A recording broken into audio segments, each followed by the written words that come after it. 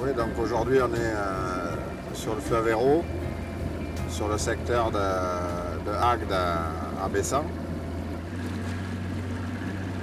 On a de jolies fosses, on a des fosses jusqu'à 14 mètres, on a des parties à 3 mètres de fond, des berges extrêmement encombrées avec des affaissements de berges qui ont fait tomber les arbres en bordure. Et sur les zones peu profondes, de jolis herbiers assez longs.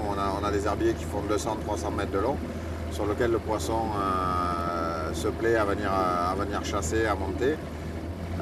Malgré une pression de pêche qui peut à certains moments être un peu forte, ben, il y a suffisamment de refuge pour que le poisson puisse prospérer un peu en toute tranquillité. Ici on a de belles populations de perches avec de jolis sujets. À cette vitesse, le sondeur nous permet de visualiser les changements de fond et les structures que l'on va croiser en naviguant. Et quand éventuellement je repère un écho intéressant, j'ai la fonction de zoom qui va me permettre de descendre et de grossir uniquement le fond. On voit qu'on a des rochers ici, et si on veut observer d'un peu plus près ce qui se passe au fond, en zoomant, on a de suite un grossissement des obstacles qui nous permet de repérer des poissons qui seraient décollés sur le fond. Là on a un petit bras mort là, qu'on va aller prospecter rapidement.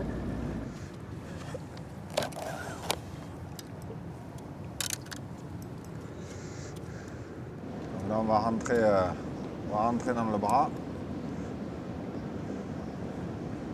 En fait ici on a encore on est dans le contre-courant, donc on a encore quelques arbres et pas mal de profondeur. On a 4 mètres sur le bateau. Donc avec une petite tête plombée et un shad là, on essaye de voir s'il n'y a pas un brochet ou une perche qui serait embusquée à l'entrée du bras. Voilà, donc là on prospecte avec des leurres de réaction pour essayer de trouver un poisson actif qui nous indiquerait sur quel type de zone on pourrait insister. Parce qu'en fait, quand on a peu d'indications extérieures, il n'y a pas de chasse, il n'y a rien, pour détecter le poisson, il vaut mieux utiliser des leurres relativement rapides et bruiteurs qui vont nous soit déclencher une attaque, soit éventuellement faire suivre le poisson qui ne serait pas décidé à mordre.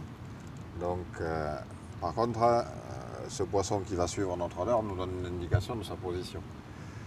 Et après, on peut repasser avec d'autres techniques plus lentes, plus discrètes, des couleurs moins voyantes par exemple.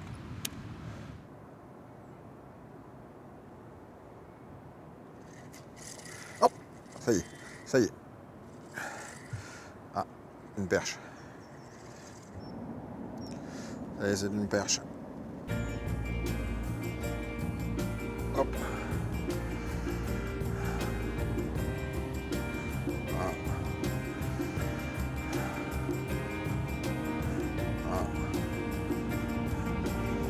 Donc on a changé de couleur par rapport à tout à l'heure. Toujours une gigue un peu plus plombée. Voilà.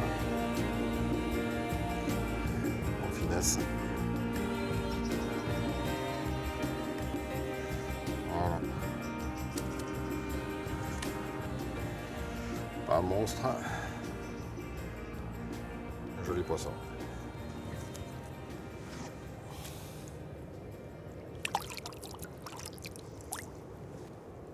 Alterner les techniques en fait pour essayer de trouver jusqu'au dernier moment un ou deux poissons actifs. Si j'ai un conseil à donner aux gens quand ils pêchent, c'est ça, c'est de ne pas s'enfermer sur une seule technique. Il faut essayer de changer constamment. Et à un moment donné, on va tomber sur du poisson qui s'active d'une façon ou d'une autre. Donc là, on a alterné avec des leurres souples ou des leurres dures bruiteurs. A priori, les deux ont pris à un moment donné, donc on voit qu'il n'y a pas forcément une vérité, il faut continuer à l'alterner.